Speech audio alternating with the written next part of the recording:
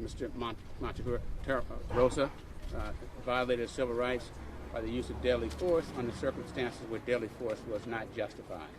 We also have a lawsuit on behalf of the family members, the mother, father, and the two sisters, on the grounds that their civil rights were also violated under the 14th Amendment in terms of their relationship. This case is very, very disturbing to us in many, many ways, because the shooting took place by an officer who has this history of using deadly force under circumstances that are quite questionable. And in this particular case, the way we have been able to understand it is that the officer was in the back seat of a car and was driving toward behind the Walmart store, and at some point he decides to shoot it 5 times from the back seat of the car through the front window, killing Sean. The disturbing part about that is we don't know what Sean was doing to justify having deadly force. We know that there's no evidence that he attacked the officers, any of them. We know that he did not pull a weapon out on them. We know that he wasn't doing anything maybe other than surrendering by sitting down or on his knees and trying to put his hands up, as was first described by the police chief, or as described by the union, he was in a squatting position. The union tried to suggest he was in a attack position, but think about the logic of that a person would be in a squatting position to attack police officers in a car who are in a position of safety, and he doesn't have a gun or weapon of any kind that would justify it. So we find that to be a remarkably disingenuous statement, and if we listen to the comments made by the officer afterwards, we clearly know that he was more panicky than reasoned. And I say that because he has a history, which Ben will go through, of having been involved in 4 shootings within a 3 to 5 year period, all of which he shot someone, and they didn't kill him, but he shot him multiple times. We also know that he may very well have been a person who had a mental state that was unstable, because he had seen his nephew or cousin having been killed at another police department, and since he came to this department, he's been involved in 4 shootings. And so we're very, very disturbed by not only that he's still in the department, that he's still on the streets, but engaged in this level of force that was woefully unjustified. Now, there are areas in the case that are very, very troubling to us. We had a chance, and certainly I did, have a chance to view Sean's body at the morgue or at the funeral home, and had a chance to clearly see that there was a hole in the mid-stomach, mid-chest, a mid-neck area, and that there was another, appeared to be a hole, but a bigger and more bruising out on the back side of the head. This was quite disturbing to us because the police chief said that he was shot in the back of the head. And given the way it was described by the officer, that just could not have happened. If it did, it's even worse. That means you shot somebody whose back was to you and was going in a different direction. But even if not, he clearly was not attacking the officers at the time. And under the law, you have to be in imminent danger, fear of your own life, or imminent fear of someone else's life that's there. And we don't have any of those facts. And we know there was no warning. The law and the policy essentially says if you're in a position to give a warning, you're supposed to try to give a warning so the person know that if they continue doing something improper, certainly threatening them, deadly force could be used against him. So that clearly wasn't given. So all of you, when you listen to the facts, you could see that this is kind of a panic shooting, and that in such a way that the officer, even after the shooting, could not even describe with certainty that he had seen a weapon of some kind. He even says, and I will quote from what he basically says, is that, I'm hearing a complaint here. He says frantically after he had done the shooting, "What did he point at us?" The officer who drove the marked police car responded, "I don't know, man." A moment later, defendant Tong then announced, contrary to his own stated position, that likely, with the body cam on, that, hey, he pointed a gun at us. Now, how could he point a gun at you later? At least you can describe the gun later. But at the beginning, you didn't know what was pointed at you, if anything. So this is the part of the fabrication that started almost immediately to try to cover. And so, and then he says, you know, this is his fourth shooting. He says, I'm stupid, or quote, effing stupid. And then he goes, and this is what I quote effing needs tonight. I thought he had a effing axe was a gun. And this is after the shooting, after the body had been, unfortunately, Sean had been searched. Inside of the sweater shirt, they found there was an axe with a hammer axe. But that was not out and seen by the officer before he attacked and shot him. And even if he had it, given the distance that he was away, he was not in the car. He was not on top of the car. He was away from the car, which means that the officer had plenty of time to see what he was doing and react to it and give warnings. But he did not do that. He essentially saw with apparently him moving, going down, and he shot him. He was almost like like an animal. He's looking through his window, he sees some movement, and he's like a deer hunter. He shoots the moving object. And this is outrageous in terms of us. There was no factual basis to justify using deadly force at the time. And so, the standard, so that you all know, because we're not of a position that police officers cannot use deadly force, because they obviously can. There are circumstances when it's more than justified. But the standard, and why we're here, is because the standard that was not followed. The standard is that of an objectively reasonable police officer under the circumstances. And no objective, reasonable police officer would shoot through a window, a windshield, when that officer is already in a position of safety. He is in the car. The car could move. It could move to a different position. And he shoots through the window from the back seat of the car, which means he just saw something and he panicked. And the worst part about it, he had a rifle. He had an AK-15. So what was going on in the city of Vallejo at that night that would justify officers having AK-47, AK-15, semi-automatic assault rifles? So it just seems that this was overly armed by the officer and overly panicked under the circumstances. And I've essentially said that type of conduct, in front of what was in front of him, really, in our view, justifies criminal prosecution. To me, this is flat-out murder. And I don't say that lightly. I say it because there was no basis to do it. And that that whatever Sean was doing, he was not attacking them. And to make matters even worse here, all these officers were equipped with body cams on them. All of them were. And then there were body cams for the cars. What you see is the body cam of the officer who did the shooting as he's looking through the window that he shoots, but you don't see what's going on before he shoots. And you do not have, there's no body cams anywhere that we have been given the opportunity to see that shows what Sean was doing before he got shot. And this is the most critical aspect of everything. What was the kid doing? Did he have anything out that us as reasonable people could say he presented a threat to the officers? And it is shocking and disappointing that videos was before, there's video afterwards, that was released last week, that shows all the, unfortunately, the gory details afterwards. How is it you could have that much video immediately thereafter when Sean is suffering and in a very bad way, but not have the videos at the time of the shooting takes place? That coupled with, within several days, the police chief had a press conference. We were present at the press conference. And the chief described Sean as moving and then falling to his knees, and as if it was an act of surrender. And he said it was the darnest thing he'd ever seen. And he's lifting his hands up, and the officer shoots him. He couldn't describe why it was that he was being shot, because he clearly did not go for a weapon. he clearly did not have a weapon in his hands. If that's a statement that the chief gives several days later, how did the chief know that?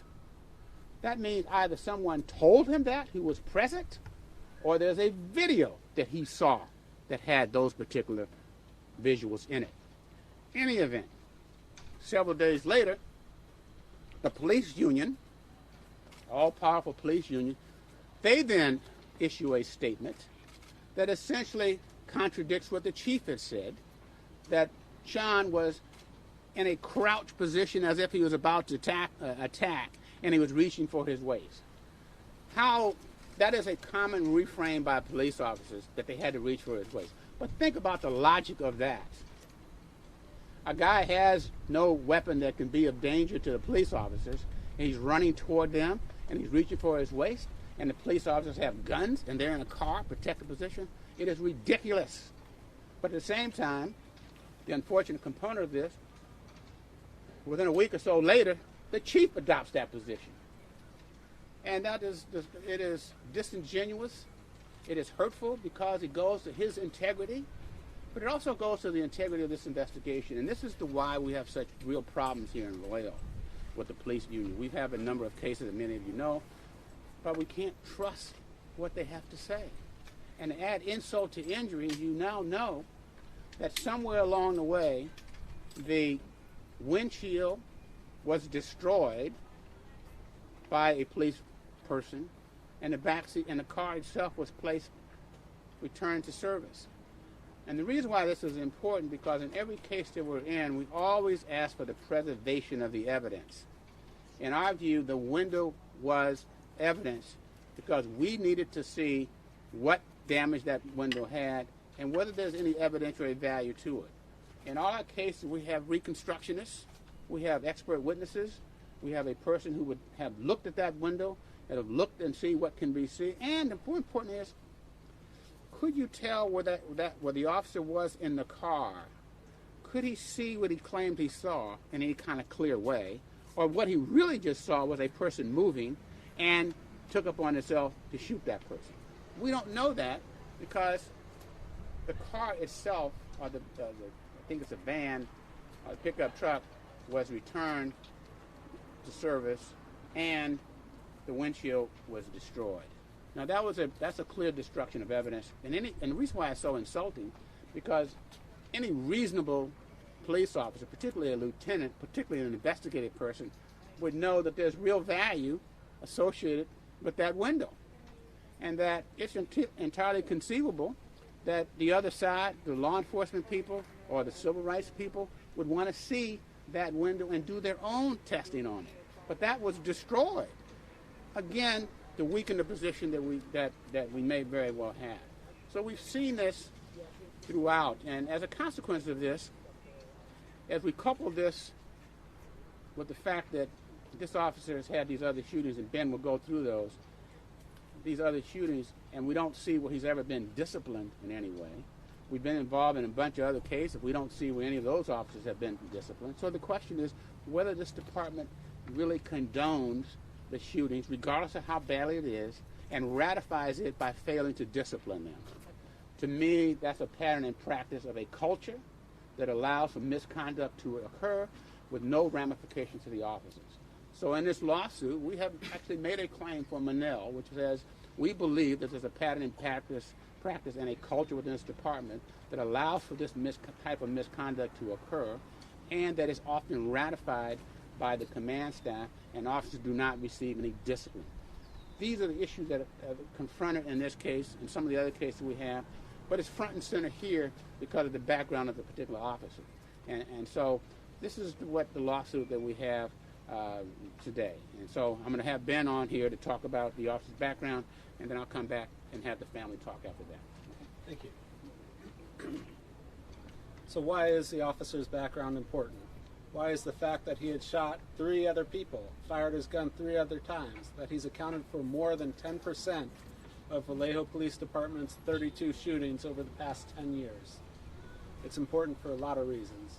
The first is, this is a trigger-happy officer and potentially a homicidal officer. But also, when he jumps out, the officer knows his body camera is on. He jumps out of the car. His first words out of his mouth, what did he point at us? Well, he doesn't know what he pointed at them. If he's asking that question, then as if for the benefit of his body cam, as if he remembered, oh yeah, my body cam's on and people are going to look at this, he says, hey, he pointed a gun at us. We know that's not true. The chief said initially that the hammer, and it was a claw hammer, just a simple claw hammer, it was not an axe, it had no axe end. There are pictures of it online. It's a claw hammer. So when he says, hey, he pointed that axe, I thought that axe was a gun, there was no axe. But the police chief said that was in his sweatshirt pocket. Like a piece of it might have been poking out, as if to say that that somehow got mistaken for a gun. Really? I don't know if you can give the benefit of the doubt to an officer who has had 3 prior officer-involved shootings within literally 5 years. Those were in 2015, he fired his gun 18 times. And I don't even know how you do that unless you reload. He fires 18 times in 2 seconds while trying to arrest a person named Gerald Brown, who was allegedly in a stolen vehicle ramming this officer's car, if the allegations are true. Now, in 2017, he had 2 shootings 6 weeks apart. And don't you get placed on leave after a shooting? But in this case, what happens? Within 6 weeks, he's back on patrol. He has another shooting. So in 2017 in May, along with another officer who retired, a very notorious officer, Sean Kenny, they shot a man named Kevin DiCarlo while trying to serve an arrest warrant. Now, both of those men survived.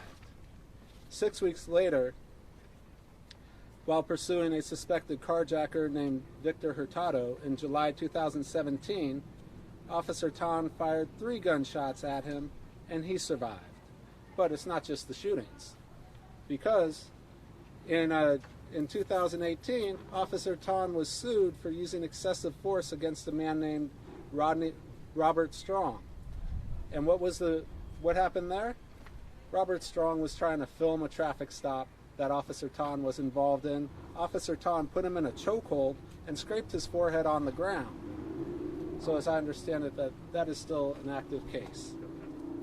In any event, so he's accounted for 10% or so of the shootings at the city of Vallejo. So this is an officer who's experienced, and it's not just, he's not the only one who knows it. A Vallejo police captain at the scene who comes to the scene tells him on video, and if you watch the video, you'll hear this, you're going to be all right, man. You've been through this before.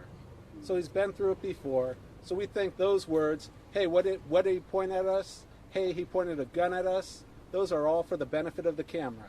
Because we know what did not happen. Mr. Monterrosa, Sean, did not put a hammer back into his sweatshirt pocket after he was shot. And if he had both hands out, as the chief described, there was nothing in his hands because there's no other object. So this is a claw hammer, and it's not like the officer is responding to a report of shots fired. He's not responding to any crime that would indicate that there's a gun involved, potential looting.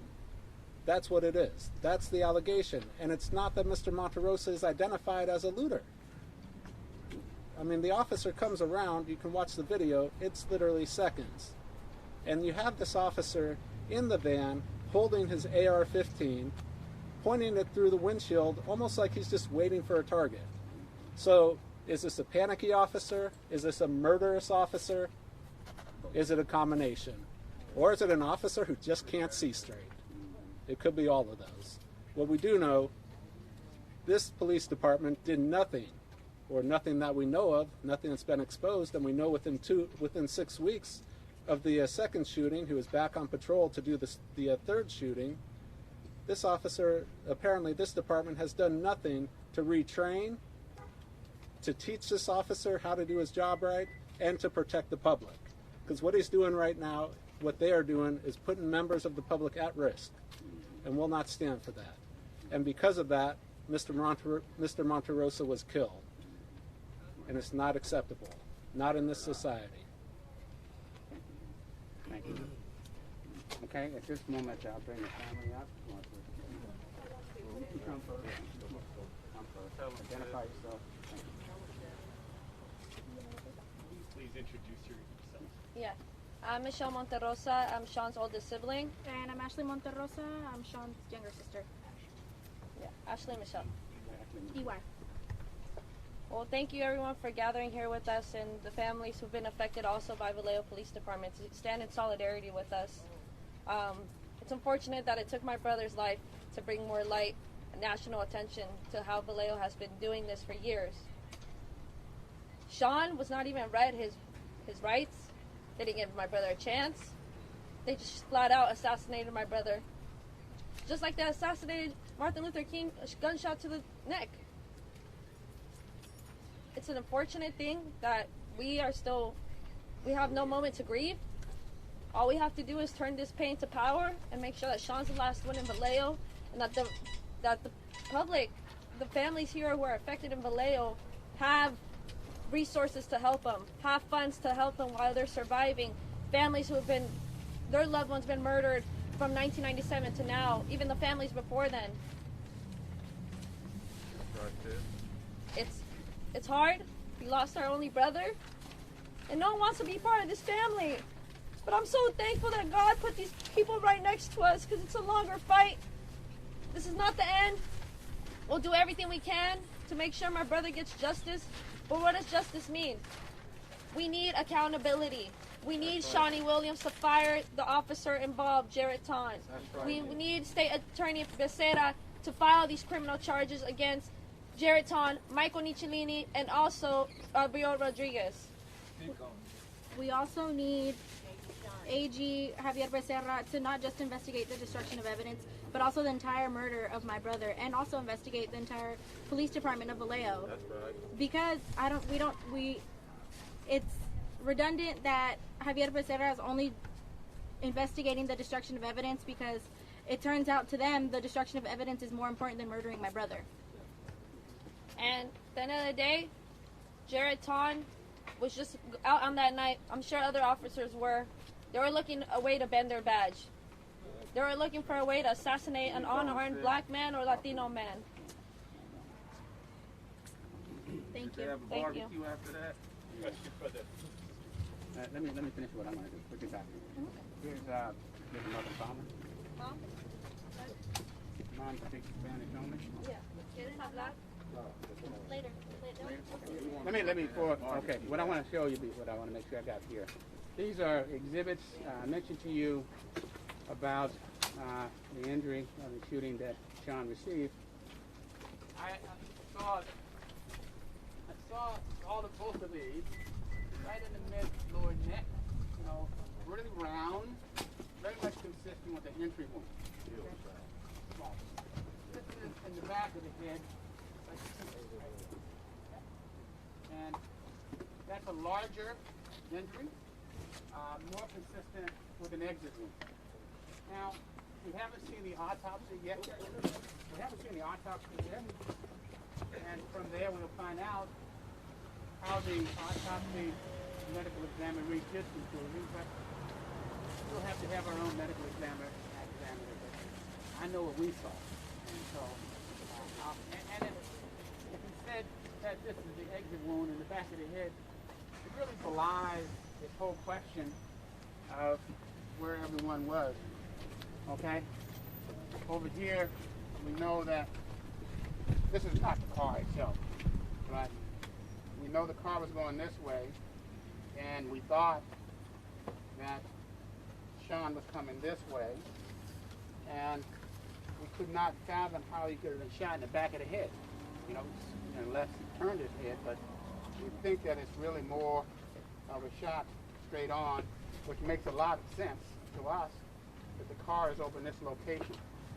And the thing that we have been trying to work through, and the reason why having the car being present for us to go and sit in the back seat and look through that window, because I really want to see the angle that a bullet would have traveled to get to Sean. For example, if Sean was where this reporter is, and he's down on his knees or in a squat position, in order to get that angle, you've got to I don't know geometrics. You got to do something to get that kind of angle for the neck. It can't be at the same level. You got it because he's up. So part of why we were so upset with the destruction of the windshield and the movement and the change, of the car, because it kind of prevented us from being able to do the work that I really would like to do and would have done, and I'll have to figure out some other kind of way to do it. Here's a picture of the windshield. You can see there's 5 shots. You can't see what's on the other side of it from here. We know that's the circle that the shot. This is a high-powered rifle, so you can imagine how fast it travels, right? Sean really was at the mercy, almost like he was a big game hunter attacking him. But that's what, and so I really wanted to see this, and I don't know if it was in a position that once I had it, I could see what you could see from it. And I just don't know that, and I'm very disappointed that that's not available and has not been available to us, because there are no videos that really describe what Sean was doing before he got shot. We don't have him in a attacking position, and we don't have him in a running position. From what the chief initially said, he was on his knees, that he was running and he stopped and went to his knees as if he was surrendering, and his hand was coming up like this, and he gets shot. So the destruction of that evidence is very, very disturbing to us, and particularly by a senior police officer who is a lieutenant, from what we've been told, 2 of them, 2 lieutenants. One is investigative, head of the investigation, and the other is the head of the union. Now, there's no way that those individuals, given their experience in the positions that they have, did not know, reasonably would have known, that these items were evidence. And as evidence, we had an opportunity, even the Attorney General, City Attorney, or the DA would want to have seen it, and to suggest that it has no value or that we can give you photographs is totally ridiculous. Because the best evidence for us to do our examination and to do our work is having the original window glass. And that was taken from us. Over here we have, this is just an overview of Walgreens. You may have known this, but we got this from the videos. So that's the car, and we believe Sean was in that particular area. But we also know there was a distance. It wasn't like he was on top of the car. He was some distance away, which then meant that the police were in a position to assess what was in front of them and to make some quick decisions about what to do. The only option was not to shoot. So that's why we're so upset about what happened here, because just taking some time to calibrate and to assess what was in front of them, they could have made a decision not to take this boy's life. And because this officer, in my view, was a panicky guy, he's been involved in 3 other shootings, that he was scared to death about any little thing. He was shooting at anything that moved, and with a rifle, that is unconscionable for me. So we have filed this lawsuit, and as a family, you guys ready or not? Because I'm going to ask you some questions. I can answer the question, huh? Come on. Come on, Dad. Come on. Quiero dar gracias a Dios por todos los que nos han acompañado tanto tiempo. She says she wants to thank everyone, and she wants to thank God for all of us gathering here, and she wants to thank you all for the support and the continued support for the last 2 months. A nuestros abogados les doy gracias. She wants to thank Aquí, our lawyers. maravillosas personas para llevar este caso. She says everyone here and our lawyers are marvelous people to take this case where it needs to go. Y quiero aprovechar esta oportunidad And she wants to take advantage of this opportunity para hablarle al señor Javier Becerra, to address Xavier Becerra, que que tome este caso. to take on this case. No solamente se puede ayudar a la gente o pedir algo cuando uno necesita un voto. She says you can't always ask your people to vote for you. Pero este es el momento que él se levante con un nombre de autoridad But this is the moment where A.G. Becerra steps up like a real man and takes on the case. y ponga mano dura este caso. And to put his foot down and take on this case like a real person. Dios pone al hombre en alto, pero Dios lo quita y lo baja muy bajo. And she said God can put someone on a pedestal but take them off real quick.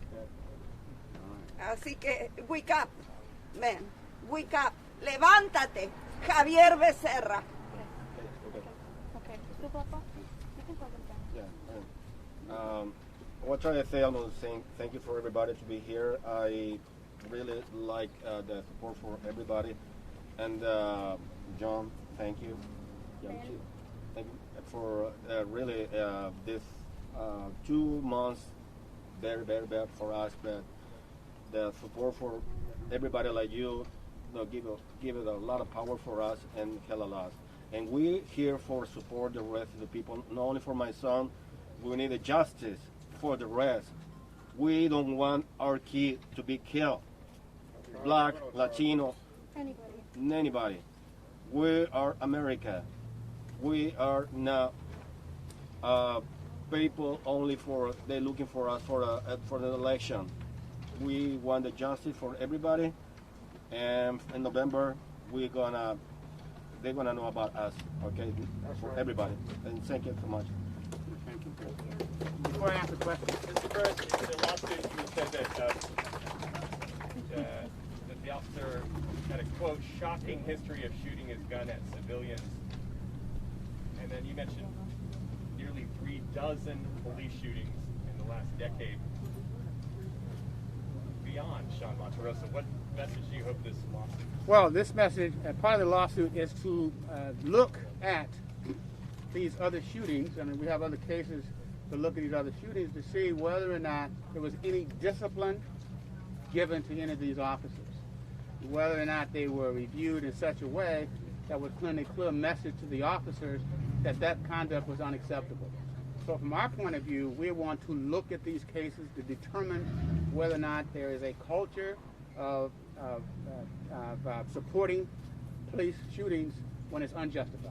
And part of that is there's a legal concept called Manel, where you're looking at a pattern and practice of policing in a particular city.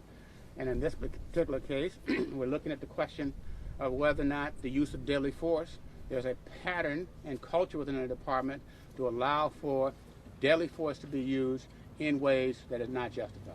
That's an important concept for us, one that we want to hopefully get a handle on with the department. We have a judge, Judge Nunley, in federal court, I think, that will give us great leeway in doing the discovery here. It's a big challenge, but it's one that for the future of the city, but more in future for the other black and brown kids out here that we do not want to wind up the same way.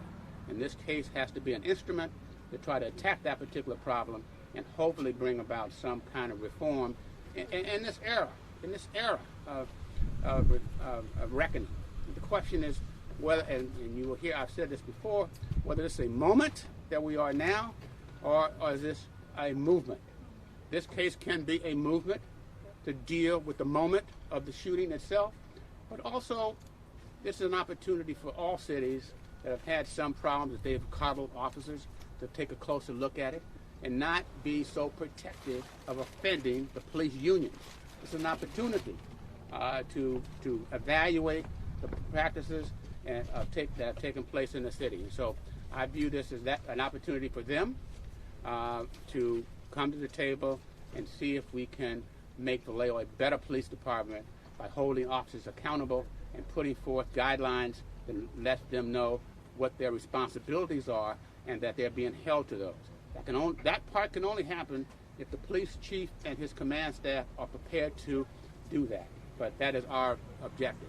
Again, John, what do you think of the number of shootings that this department has had, and is it time for a federal monitor to come in? Well, number one, the number of shootings is totally outrageous. It is well beyond the pale. It is partly the reason why we have these number of cases we have in Vallejo now, and that all of them appear to be improper shooting cases. And I will say we have other cases that are beating cases or false arrest cases. But the shooting cases are totally outrageous. And it seems that there's no effort to discipline, to haul these officers into any kind of discipline in and about the time that it takes place. So it is unconscionable. Now, the question is, what ultimately can be the result here? It certainly could be that at the end of the day, there is a reach some kind of consent decree or an agreement as to what needs to be done. That means, like we had to do in other places, to revise the policies and then have the training on the policies and then to try to hold them accountable to it. And that's what a monitor could be: a state monitor, a federal monitor, could be a private monitor that has the responsibility of ensuring that the modifications and the reforms that have been prepared are followed. That's a task. That's a real task. But if you're going to make real changes here, you got to have something like that to say that the officers can be held accountable and the command staff will be responsible if they're not being held accountable. But that's also a political will question as well. That is, does the city council, does the mayor, city manager, or any of these people prepared to hold the department accountable and try to find a new way, a way that cuts these shootings down, cut these false arrests down, and make the people of this community, the black and brown communities, feel that the justice they get from the police department is even. It's not unequal. And that's a challenge that I see that we're going to face, not only in this case, but some of the others, but as one that must be met and must be challenged. This is not a moment. It could be a movement. This case could be at the center part of that. The city will then have to decide whether they're prepared to work for a movement as opposed to one off on a case. We hope not. Okay? I want to say one point I want to clarify here, and that is because over here we have the car and Sean's body. That's where it ended. And it's about number 8. The shooting did not start here. The shooting did not start here. The shooting started back here. And the car continued to move forward as the shootings were taking place. So he was actually much further away. And that's the shocking part of it. He was farther away, and he started shooting, and he continued to shoot. So, to us, it's the most egregious kind of conduct, and it may very well be just because this officer is a panicking person, despicable conduct from my point of view, because of the history that he has. This is a situation where the police department itself should have taken this man's gun away from him a while ago. He should not be on the streets of Vallejo policing the community with a gun. Desk job, if you're going to keep him, but certainly keep him away from the street, and particularly against black and brown people. Thank you. Okay? Find a neighborhood where they're not black and brown people, let him do that. But he clearly is not a person who should be in a black and brown community. The question, though, is right now we don't know who the next person that he's going to shoot or kill is. We don't know when that will happen, but the odds are very good. There is going to be another person, and probably more than one if it keeps it up. You can't keep this officer on the street. Get him off the street, show some guts. But the message also is not just for this officer, it's for all officers there. We recognize this is a city that's controlled by the police union.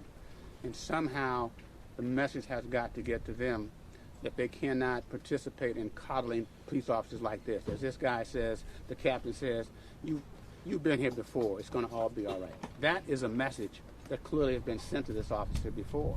It's going to be all right, don't worry about it. We got your back, don't worry. And that's where we are. You said earlier that there was not, there was only one body cam video? No, I think there was, there may have been a lot more body cams. We don't have a body cam of the actual position that Sean was in at the time he was shot. We now know that there were other cameras around because they released them, But the odd portion of all this is that despite all these body cameras and stuff of this nature, there was no body camera for the actual conduct that Sean was engaging in at the time he got shot. That is despicable and unconscionable to me. Question for Sean's sisters. My condolences to your family. If you don't mind stepping up to the microphone. It's one thing to find out what happened to your brother. It's another to find out this officer, as is alleged in the lawsuit, has been involved in 3 previous shootings, and that there have been 32 shootings that they have bent badges. In the totality, what goes through your mind and your family's mind, that all of this is part of the picture? I think that it's unfortunate to say what I'm going to say. I think this is divine timing, and this had to happen. And Sean's a martyr, and martyrs never die. But however, Sean died for a greater cause. Sean died from being from San Francisco and being murdered out here in Vallejo. He brought so much light, and thanks to Open Vallejo as well, they're doing their podcasts, they're writing their articles, and they're doing all this investigation to bring what the whole entire community from Vallejo has known for years. However, it's now finally being in a microscope, and the whole country is watching Vallejo. But also, just want to clarify something. Our family is the one who did the actual investigation ourselves. When Sean, we shared locations with him. So we came out here the night that he was murdered asking for questions. The Vallejo Police Department had us do a wild goose chase, but there's other cases around the world that already happens. So for us, we did our own investigation. We were notified, not really, John was the one who helped us be notified 38 hours afterwards when Shawnee Williams gave a press release. The only time Vallejo ever tried to reach out to us was when Detective Kevin Rose from Vallejo called Michelle on June 2nd during the daytime to try to get a statement before the press conference, before Shawnee Williams' first press conference. And that was the only thing they ever reached out to us for. What goes through your mind that there have been all these other things, the bent badges, It's horrific. It's a sickening tradition they do. I'm sure we don't know how many, but we know there are a total of the fatal 14. There are 14 officers that are still employed by Vallejo Police Department who have gotten away with murder, continue to murder people, but continue to traumatize the communities of Vallejo, but more predominantly the Latino and Black community of Vallejo. What do you say to those officers?